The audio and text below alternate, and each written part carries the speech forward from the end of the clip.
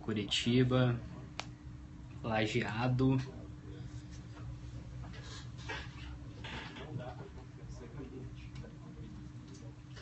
Galo Doido,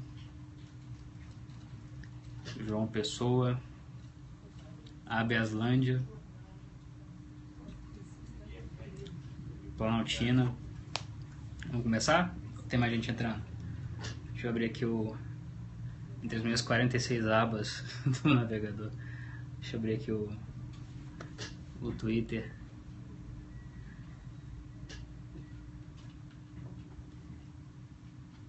Casa da Dinda. Bom, vamos lá? O seguinte, primeiro que vocês sabem que não tem cascata, né? Então eu não consegui apurar tanto quanto eu gostaria sobre a questão do Ministério da Justiça. Apurei, e a equipe da época está apurando e publicando no site, mas alguns pontos principais e preliminares. Primeiro, né, a preocupação com a Lava Jato ou interferência nas investigações. Eu posso falar com alguma tranquilidade que o risco de haver controle do ministro da Justiça e do governo sobre a Polícia Federal nessa investigação específica e em outras investigações que possam vir é mínimo. É mínimo porque criou-se uma cultura dentro da Polícia Federal e mesmo dentro do Ministério da Justiça de que os delegados conseguem tocar as investigações sem controle dos superiores. Você precisa avisar quando existe um alvo sensível, mas é importante lembrar que os delegados, eles não tomam atitudes, normalmente, na verdade em quase todos os casos, sem antes passar por um controle judicial, um controle também do próprio Ministério Público Federal. Ou seja, não são pessoas independentes, detetives, que estão soltos por aí e que um ministro da Justiça poderia controlar ou não. Na verdade, é essa mentalidade antiquada e sinceramente, divorciada da realidade que permeia os pedidos constantes e insistentes e antigos do ex-presidente Lula e de seus aliados para que o Cardoso controlasse a Polícia Federal, ou que a Polícia Federal não tinha controle. Mas a Polícia Federal não é para ter controle mesmo. E sendo justo, ela não tem, na essência, né, na prática. Se houver algum fato contrário, por favor, estamos com os telefones ligados. Existe um mecanismo institucional que dificulta tremendamente qualquer tipo de ingerência direta. E já existe uma cultura criada nos últimos anos e de uma geração que ocupou cargos importantes na polícia de não aceitar isso. Mesmo que alguém viesse a dizer ou a tentar controlar. Então, por isso que existe alguma tranquilidade, nunca se pode ter certeza absoluta de nada, mas de que a chance é residual.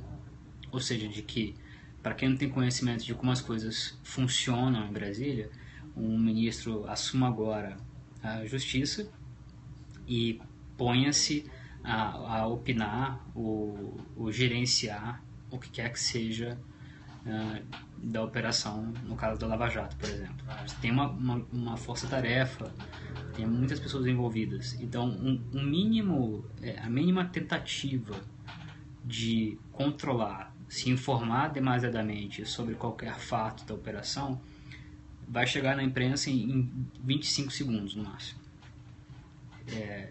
Então, quanto a isso, eu novamente, acho muito difícil e tenho certeza que outras pessoas mais qualificadas do que eu também concordam, porque isso não é nenhum segredo, não é nenhuma análise difícil de ser feita, né? O que nos leva ao segundo ponto. Por que o Cardoso saiu? Né? E já vou para o terceiro ponto, mas por que ele saiu? Na verdade, ele queria sair há muito tempo, não aguentava mais, não aguenta mais o governo. Ser ministro da Justiça é um pipinaço. Você tem na verdade um monte de pastas sob uma só. Você tem desde a FUNAI, passando pela PF, passando por refugiados, por questões de segurança pública. O desenho institucional do Ministério da Justiça é péssimo. Ele concentra poderes demais numa só mão e atribuições demais, áreas muito amplas. E é um gerenciamento de crise constante, né? Bom, e como todo mundo que trabalha com a presidente Dilma, o Cardoso também não aguentava mais os faniquitos e os problemas constantes, e as ligações à meia-noite e 8 da manhã, de maneira que, como Adams e outros ministros que ainda persistiam, ele quis sair. Dilma não deixou, por lealdade ele fica na AGU, mas é importante saber o seguinte, ele sai, e isso é algo que eu acho que pouca gente está falando, se eu não estiver enganado. Ele não sai no momento em que o substituto pode controlar as investigações da Lava Jato quando estão chegando no Lula. Ele sai no momento em que as investigações da Lava Jato chegaram no ex-presidente Lula e vão estourar com algum ministro da Justiça. José Eduardo Cardoso não será esse ministro da Justiça. Quem que terá o ônus de aguentar a pressão do PT quando os próximos passos, que vocês sabem quais são, sobrevierem? Não vai ser o José Eduardo Cardoso. Então, porque agora, acho que dá para entender um pouco, né? Porque a gente sabe onde isso vai dar. Então, eu só sugiro um pouco de cautela nessa questão, de que na verdade é bom, muito bom para ele, Cardoso, sair nesse momento, e quem assumir o Ministério da Justiça, no caso, esse Dr. Wellington, terá um ônus pesadíssimo. E no terceiro ponto, sobre o Wellington, sabemos muito pouco, além de que ele foi, como revelou com o Expresso, ele foi o terceiro mais votado na lista interna dos promotores na Bahia, mas foi escolhido pelo Jacques Wagner, criou uma relação muito próxima com o Jacques Wagner, como a Coluna Expresso também revelou agora há pouco, talvez. Ele foi indicado pelo Jacques Wagner para um cargo no Supremo, e a Dilma não deu a menor bola, fez bem não dar bola. E é uma figura que não tem, pode ter muitos méritos, terá toda a oportunidade de fazer o trabalho dele, mas certamente não tem tamanho para ocupar o cargo de ministro da Justiça. Certamente não tem. E um dos grandes problemas em relação ao Cardoso e a saída dele postergada durante muito tempo é quem entraria no lugar dele, que não seja um lunático ideológico que acha que pode controlar a PF, que cairia em 24 horas. Não havia um nome, não se encontrava um nome. Por que se chegou ao nome do Wellington? Porque o Jacques Wagner prosperou? Ainda não temos apuração que possa explicar isso. Certamente teremos nos próximos dias, e o resto da imprensa também está empenhada, e vocês vão ver muitas informações sobre isso. Mas novamente, quem derruba o ministro da Justiça além do Congresso são delegados. E se houver, repito, qualquer tentativa de, não digo nem controlar, mas de congelar o orçamento, de fazer de maneira sutil algum tipo de mudança na Lava Jato, o ministro vai ser fritado em 3 segundos. Né? Esse é o ponto. Então, o que o Wellington vai ganhar com isso? Vai ganhar exposição, visibilidade. Não sei se ele percebe de verdade onde está entrando, na encrenca que será ser ministro da Justiça nos próximos meses. E agora, isso é um sinal inequívoco, um sinal firme, em meio a tanto ruído, do tamanho do buraco do governo Dilma. É um buraco muito, muito fundo, muito, muito difícil de ser escalado, né? O cargo de ministro da Justiça no momento como esse é altamente estratégico, né? E Dilma botou uma pessoa que, embora possa ser,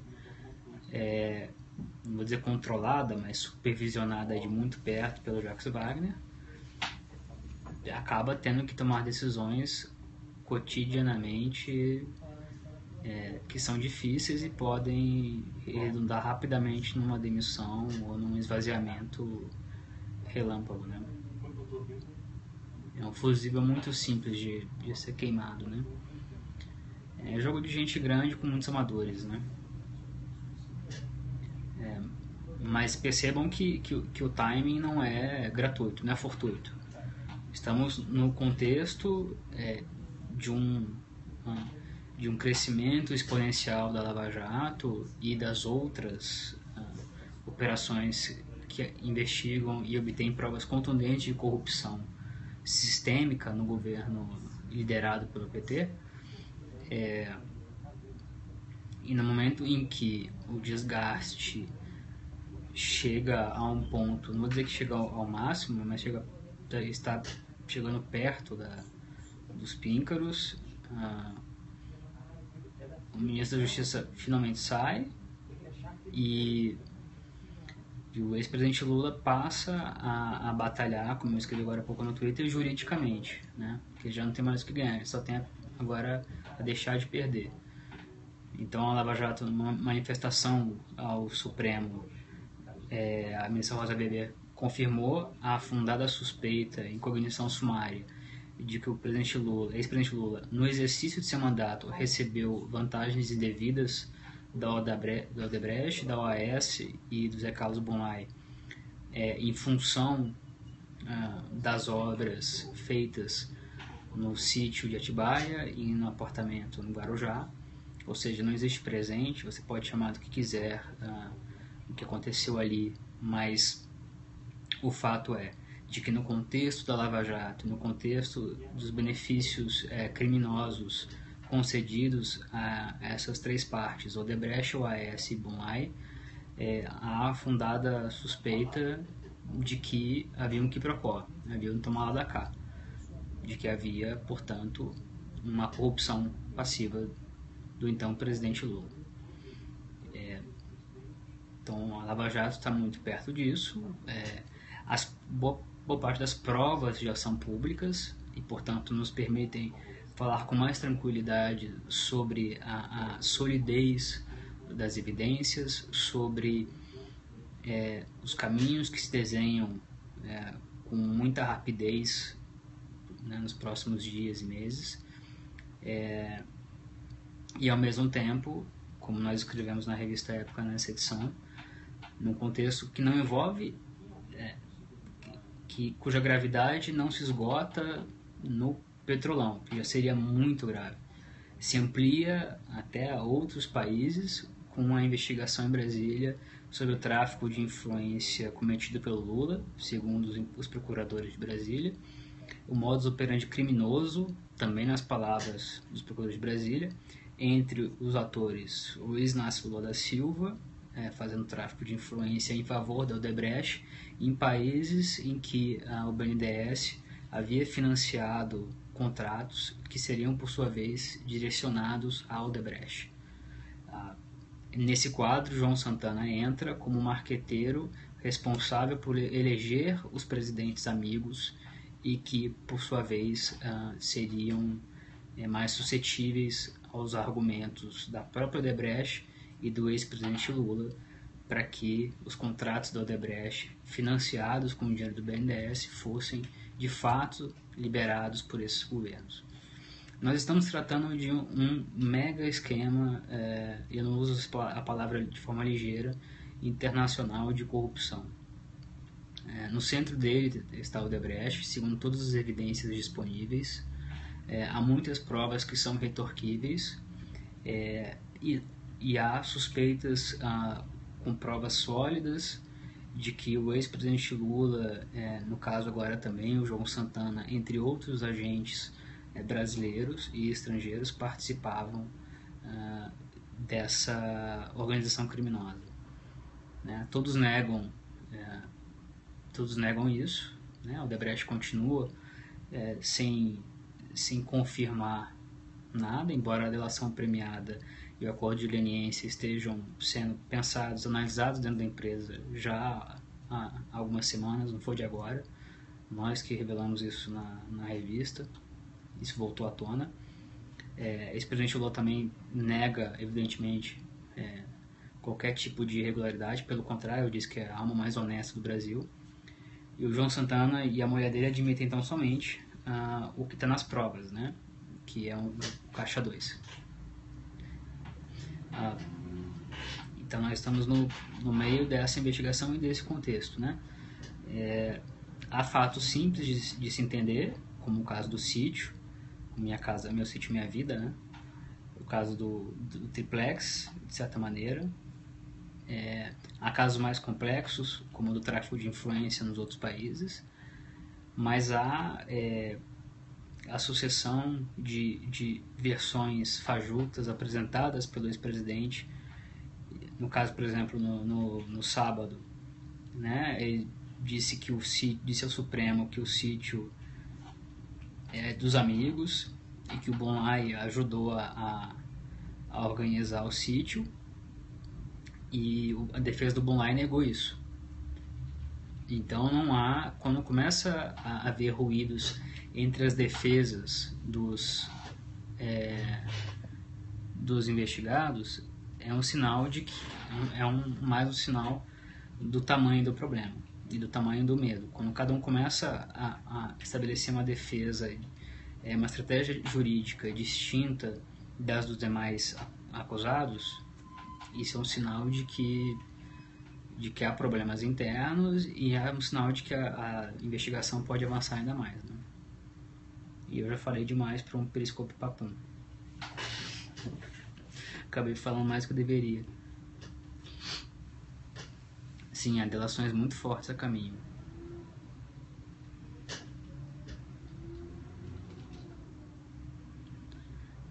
Mas fiquem de olho, fiquem atentos ao noticiário, a esse momento do país que vai ser muito interessante de observar nas próximas semanas. Porque sob ele está um outro aspecto muito importante, que é o quão isonômico é nosso sistema criminal. É importante sempre frisar o óbvio. O ex-presidente Lula é ex-presidente, ele não tem foro privilegiado, ele é um cidadão comum, tem todo o direito, evidentemente, de se defender da melhor maneira possível, da maneira mais justa possível e com dentro de um Estado democrático de direito, com ampla defesa, mas ele não tem foro no Supremo. E os advogados dele, de forma muito ladina, muito inteligente, estão tentando levar ao Supremo o pepino político, transformar o imbróglio jurídico num pepino jurídico, pepino político, confundir as metáforas, mas ao levar ao Supremo, você na verdade está tentando ganhar tempo, porque num cenário hipotético de que a Lava Jato fizesse algum movimento, ou o Ministério Público de São Paulo fizesse algum movimento, em tese a questão jurídica está em andamento no Supremo. Você estaria se atropelando o Supremo. Então, por isso que é importante haver uma decisão logo no Supremo, da ministra Rosa Weber, para que não reste nenhuma insegurança jurídica e nenhuma malandragem política por trás dela. para que fique claro que ele sim pode ser investigado como qualquer outro ex-presidente, como qualquer pessoa, qualquer um de nós, né? E que o foro é onde os crimes estiverem sendo investigados, né? Não necessariamente onde ele residir. Então, crimes do Petrolão estão sendo investigados em Curitiba. O Aécio, o Odebrecht, Bom-Ai, o esquema na Petrobras está sendo investigado lá. Por conexão, continência, se alguém surge nessa investigação, como já surgiram dezenas, esse alguém é investigado em Curitiba. Por que seria diferente com o ex-presidente Lula? Esse é um aspecto do nosso Estado Democrático de Direito que vai ser interessante observar, né? Ele não é mais igual do que os outros. Ou é? Nem para se exagerar e nem para se diminuir, né? E já disse, como vocês viram, que não vai depor no Ministério Estadual, né? Ou seja, vai ser complicado, né? Vai ser complicado. O desgaste político por causa das chicanas jurídicas tem a impressão de que ele vai ser significativo. Vamos observar nos próximos dias. Quer dizer, chicana jurídica da perspectiva de quem está interessado nos fatos, como eu ou como outros jornalistas, né? Da perspectiva da defesa, são pedidos legítimos, que estão dentro da lei, e os advogados têm todo o direito de buscar os caminhos da lei para proteger seu cliente, claro, né?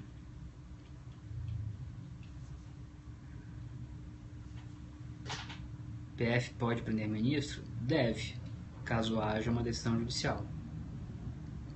No caso, com foro privilegiado, não é uma decisão do Supremo.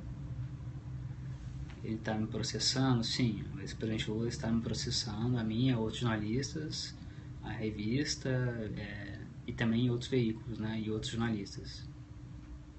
Está no pleno exercício dos direitos constitucionais dele. Qualquer um de vocês pode me processar. Pode processar qualquer um.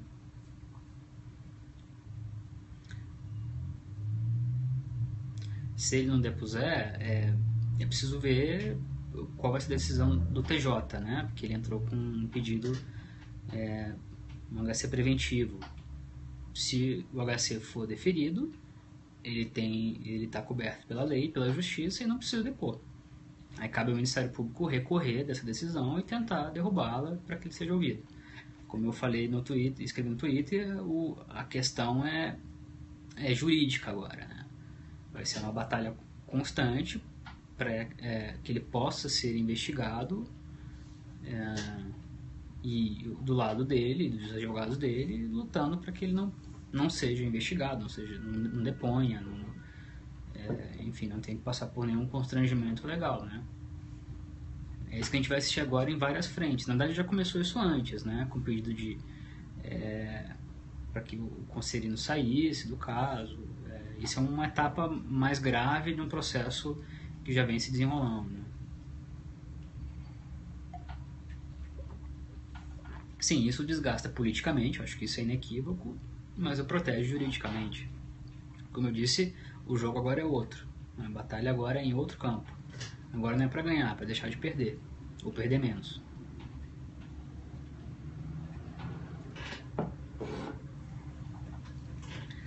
O Odebrecht está considerando seriamente um acordo de leniência,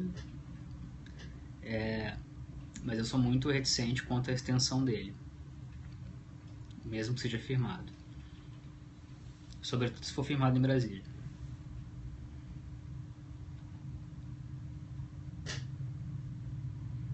O BNDES está sob investigação, a CPI não deu em nada, como todas as CPIs dos últimos anos, mas está sob investigação dos procuradores da República em Brasília, no caso do tráfico de influência do ex-presidente Lula.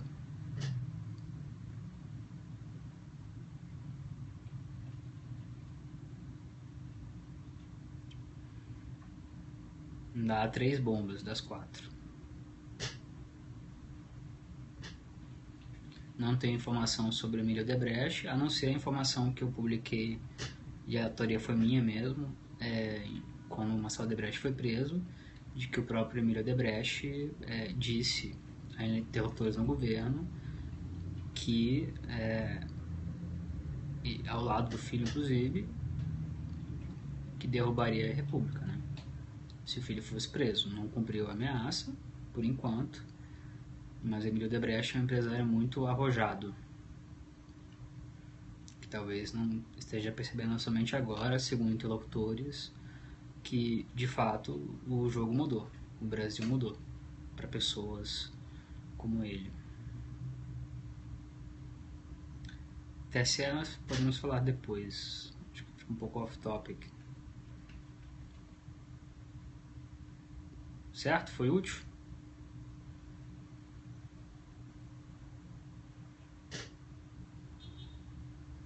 Útil ou inútil? O pessoal sempre lembra do que é importante, né? HK na sua devida hora. Lembrando algumas coisas importantes. Primeiro, que o horário agora é às 20 horas. Segundo, que eu continuo com algum atraso botando no YouTube a íntegra, né, desses vídeos. E terceiro, já comecei a semana meio bichado. Esqueci agora o terceiro. Esse é bom de fazer ao vivo, né? Acho que é isso, né, gente?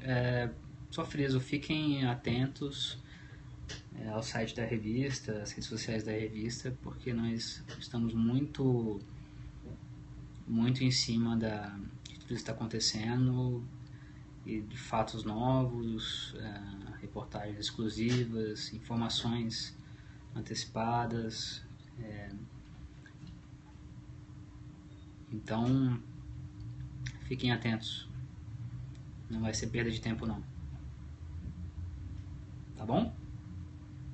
Já é? Obrigado, gente. Falamos amanhã ou em breve. Tchau, tchau.